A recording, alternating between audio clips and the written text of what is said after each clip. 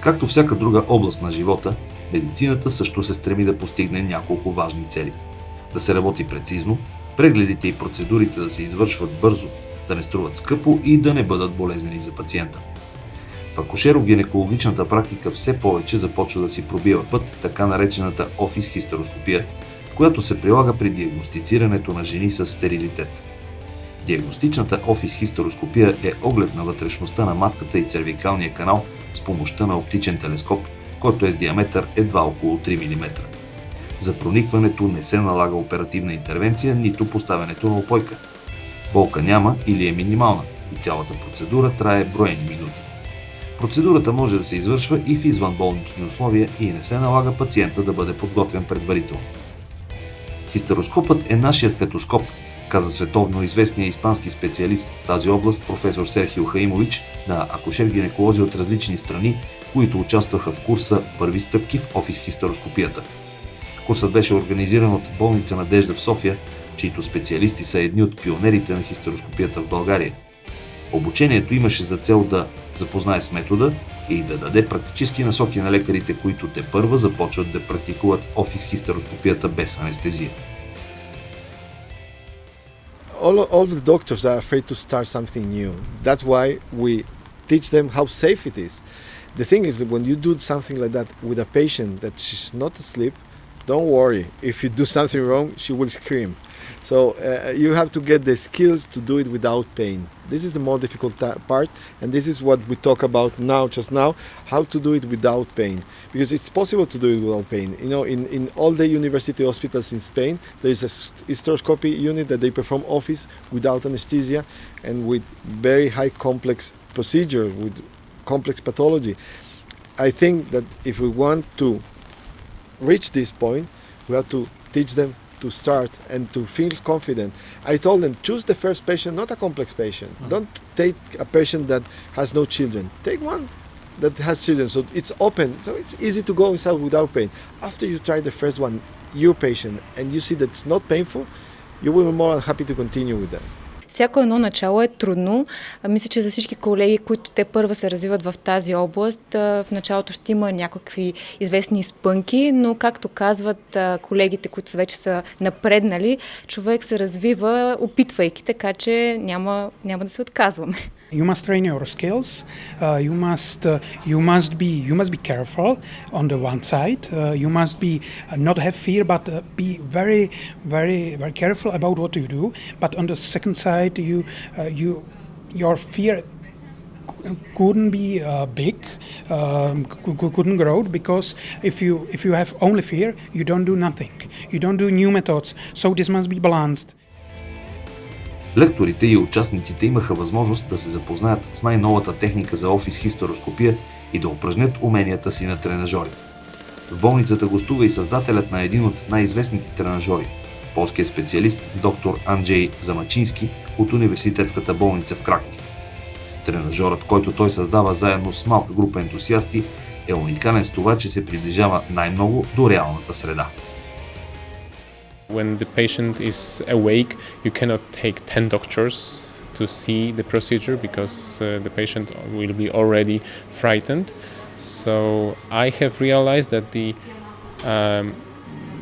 the most difficult part in education is the vaginoscopic approach. Because when we perform resectoscopy, almost everybody knows how to remove myoma, how to remove a polyp, how to remove a septum during resectoscopy. So most of the people, when they reach the uterus, they already know what to do. But the most difficult part is the vaginoscopic approach without the use of speculum and tenaculum forceps, which is very acceptable for the patient, not painful. Doctors get lost in vagina. Okay, they don't get used to like going inside the vagina. So we have created the artificial uterus model with the vagina, and you can learn how to reach the uterus without the usage of speculum and tenaculum forceps. Безспорно, най-интересната част на курса беше практическата. Доктор Хаимович, заедно с доктор Георги Стаменов и доктор Димитър Цветков от болница Надежда, проведоха показни манипулации в операционните зали. My friends here in Nadezda, they prepare for me very difficult cases every time I come here. But you know, it's not a problem because you learn from every case is something new and you learn from it. And you try to find the best solution for the patient, and that's what we did today. And it was good. We didn't have any problem at all. Обикновено, когато при нас идва професор Хаимович от Испания, ние винаги като за наш добър приятел подготвяме интересни случаи. Такива, които той дори в Испания казва, че трудно би намерил. Така че за нас те са били предизвикателство, за него също са предизвикателство. Тоест, ние се опитваме в нашата практика това, което ние не можем да се справим, да се консултираме с колеги, които имат много по-голям клиничен опит. You have good training, you have good teachers, and I think that it's not so difficult procedure. It is an endoscopic procedure. Everything is difficult. Medicine is difficult. Study of medicine of university is not easy. So I couldn't tell to others, don't do. It's so difficult. It's difficult when you do not know what to do. When you don't train. This is difficult then. This you can make some problems, some crashes, and so. But if you train, if you know what you need to do, then this could be much easier. I think a good hysteroscopy, it depends on the skills of each one of them. But I think that with 5 cases of going in, we are going as talking not operating, just diagnostic. Just 5 cases of going in, it's enough to start doing it by themselves. Another thing, it's with time to learn how to treat what they see inside. But I'm happy if they start looking inside, because it's the first step. When they start looking inside, with time, they feel the necessity to do more. And then we will give them the tools and the skills to continue progressing in much more complexity procedures. Всеобщото мнение след края на курса беше, че, макар и в момента да не е така масово прилагана, диагностичната офис хистероскопия е бъдещето на акушеро-гинекологичната практика. И това бъдеще не може да бъде спряно заради редицата предимства на метода.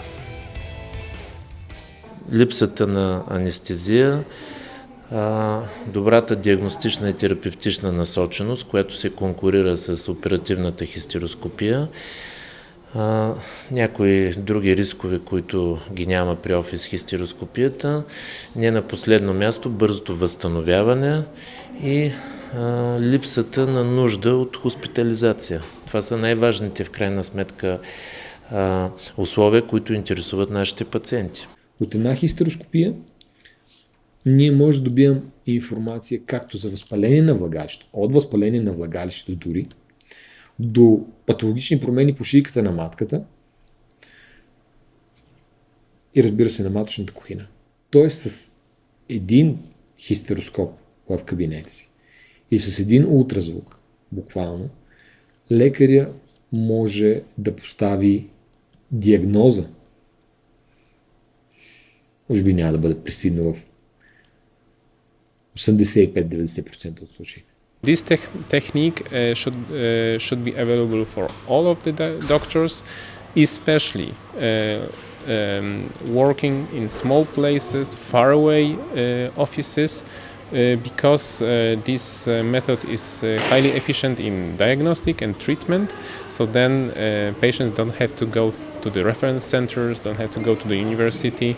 Аз успях, може би, да контактувам с един от последните лекари, които твърдяха ултразвук, това не върши работа. Ултразвук са моите 2 пръста. Нищо повече.